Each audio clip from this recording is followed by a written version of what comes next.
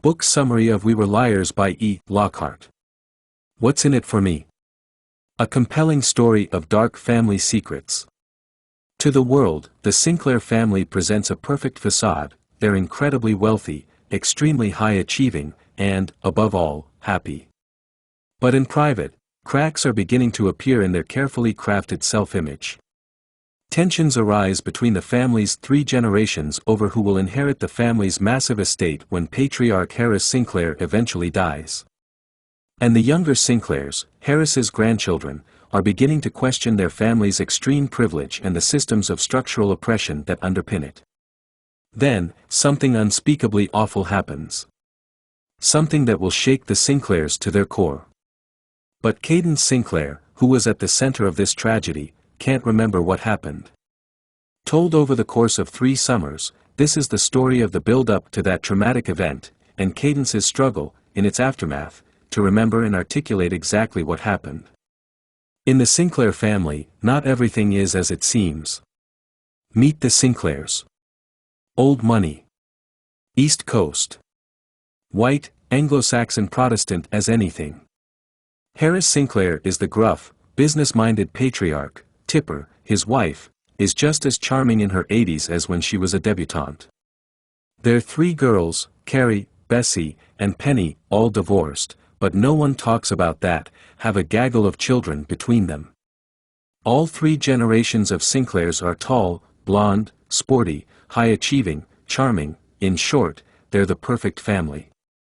Perfect, that is, if you ignore the aforementioned divorces, Harris's boiling temper, Tipper's fragile health, the increasing tensions among Harris's daughters about how his estate will eventually be parceled out, and the growing unease of the Liars, the name given to themselves by the 3 eldest grandchildren, along with their friend Gad, with the Sinclairs' patterns of behavior and way of life. The Sinclairs are very good at ignoring these things. As Penny, Cadence's mother, puts it, silence is a protective coating over pain.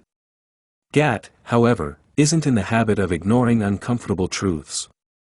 Gad is the nephew of Ed, Carrie's boyfriend. Ed is Indian, and Harris Sinclair has made no bones about the fact he disapproves of his daughter dating someone who isn't white.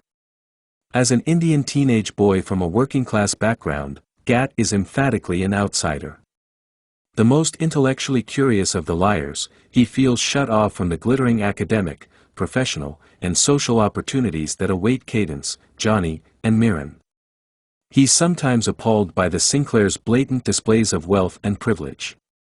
And he doesn't, or won't, understand the polite rules that govern all the Sinclairs' interactions. He brings up politics at the dinner table. He talks about things the rest of the family would prefer to keep hush-hush, like divorce and death. Most unforgivable of all. Gad falls in love with Cadence, and she falls in love with him. Harris loves all his grandchildren, but Katie is his golden child. She's the eldest of the grandchildren. She will, as he frequently reminds her, stand to inherit the bulk of the Sinclair fortune. Her feelings for Gad jeopardize all of this. What's more, she doesn't care. Analysis. The story of the Sinclair family is ultimately a story about inheritance and legacy. The Sinclairs are extremely wealthy, and the older generations of Sinclairs are preoccupied with safeguarding this accumulation of wealth, assets, and valuable objects. As Cadence puts it, the philosophy of her mother, aunts, and grandparents seems to be, whoever dies with the most stuff wins.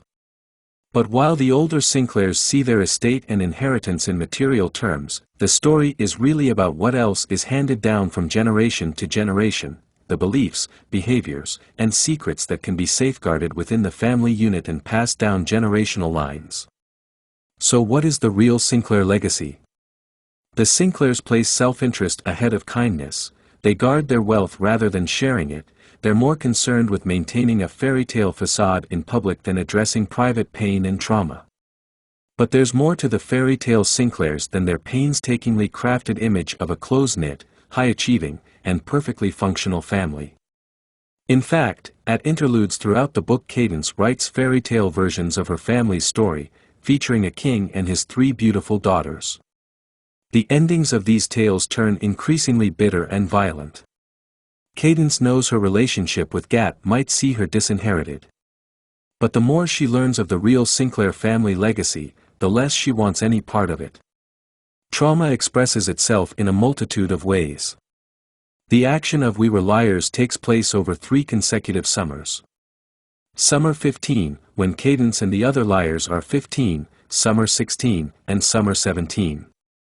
The Sinclairs summer every year on their private island, Beechwood, off the Massachusetts coast and a stone's throw from Martha's Vineyard. There are 4 mansions on the island: Claremont, home to Harris and Tipper; Red Gate, home to Carey's family including Gad, who joins his uncle Ed every summer; Cuddledown, home to Bess and her 4 children; and Windermere, home to Penny and Cadence.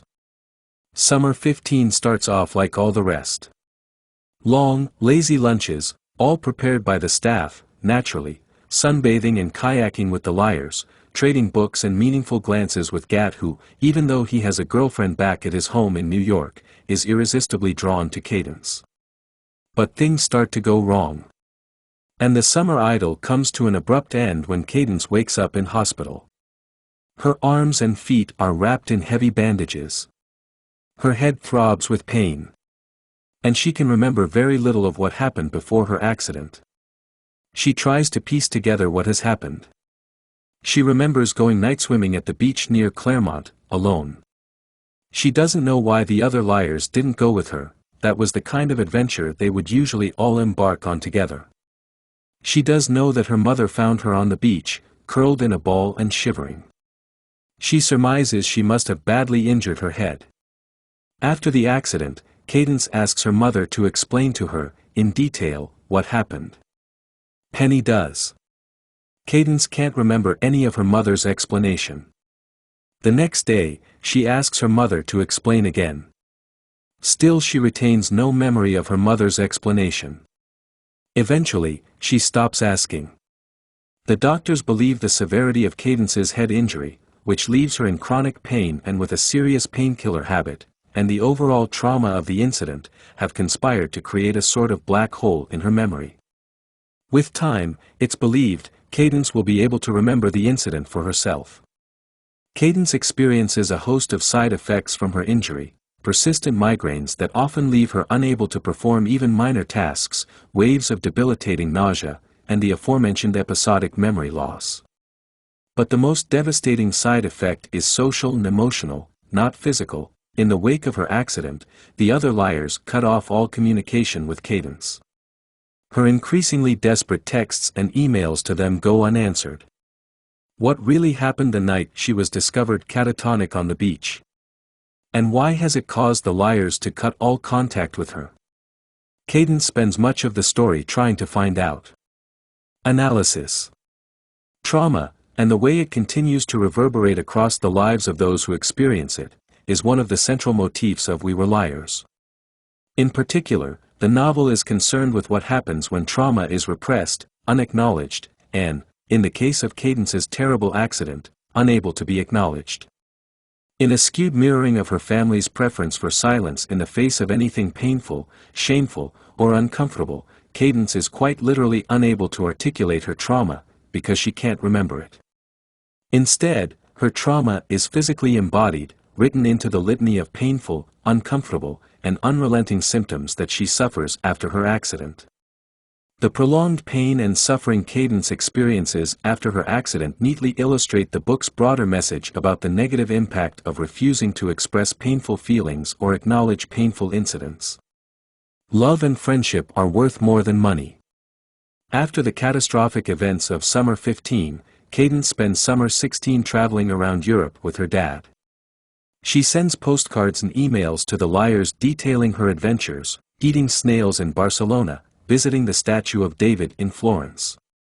She doesn't tell them she spent most of her holiday lying with her cheeks pressed to the tile of various hotel bathroom floors. But, for Summer 17, Cadence returns to Beechwood. A number of things have changed. In the wake of his wife Tipper's death, Harris Sinclair is confused and erratic. He frequently mistakes Cadence for Mirren. Bessie and her children are staying with Harris instead of at Bessie's house, Cuddledown.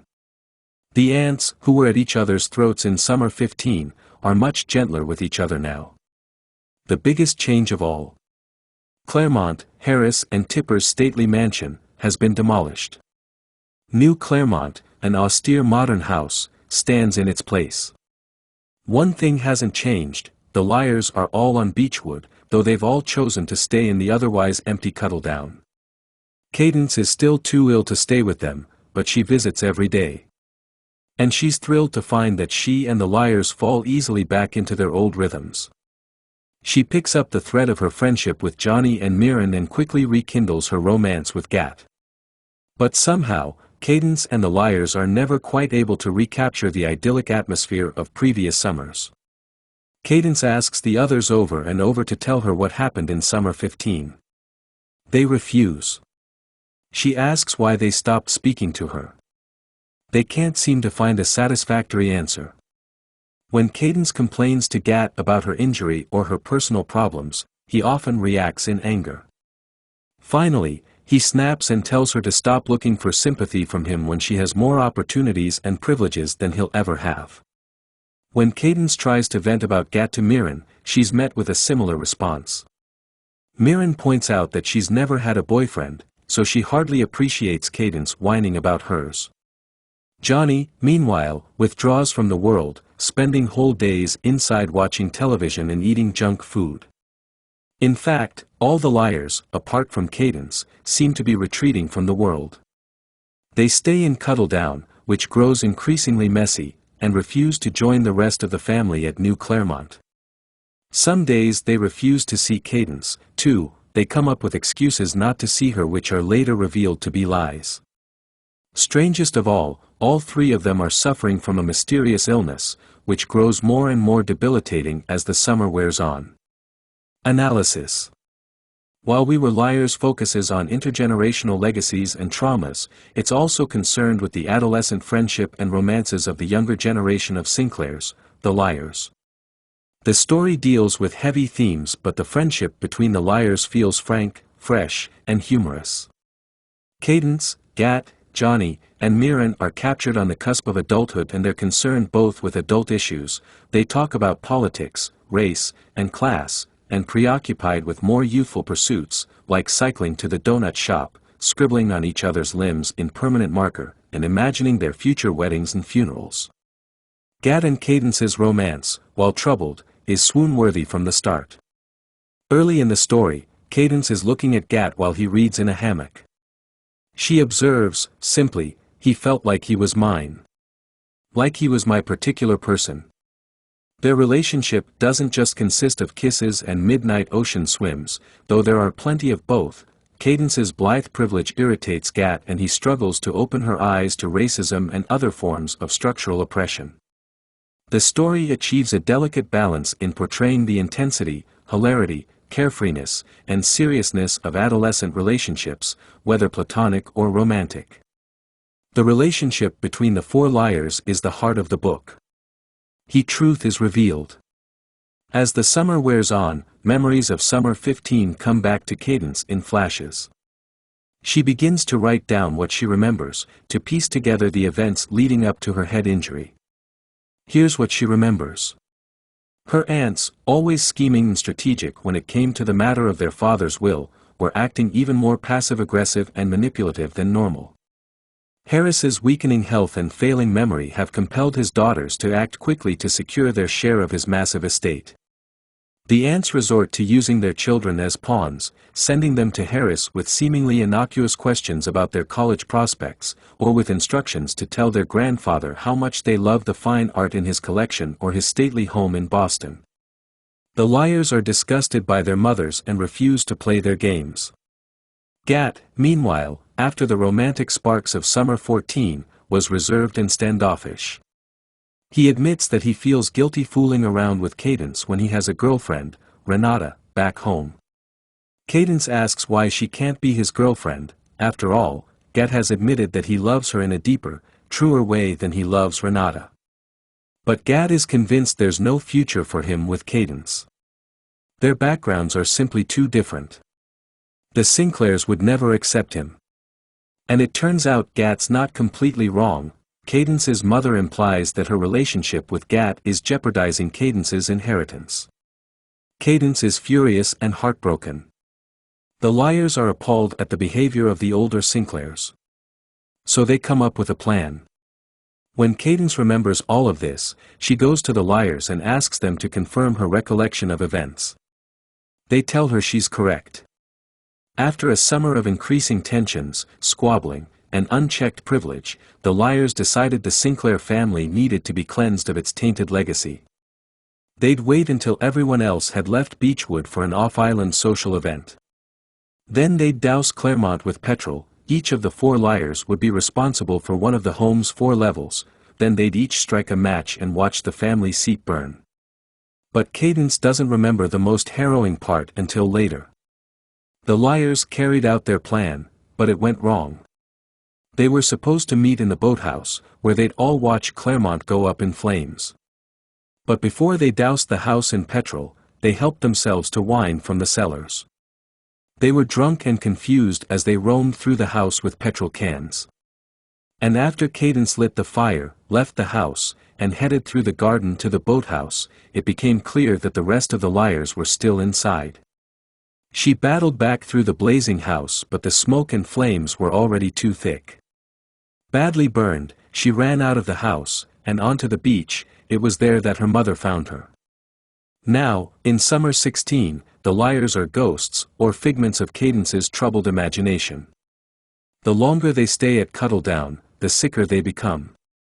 And now that Cadence has finally faced her trauma head-on, it's time for them to leave. One by one they say goodbye to Cadence, then swim out into the sea, past the cove where they all used to swim together until they disappear over the horizon and leave Cadence standing on the sand alone. Analysis. In the opening lines of her story, Cadence assures the reader that everyone in the Sinclair family is beautiful, no one is a criminal, an addict, or a failure.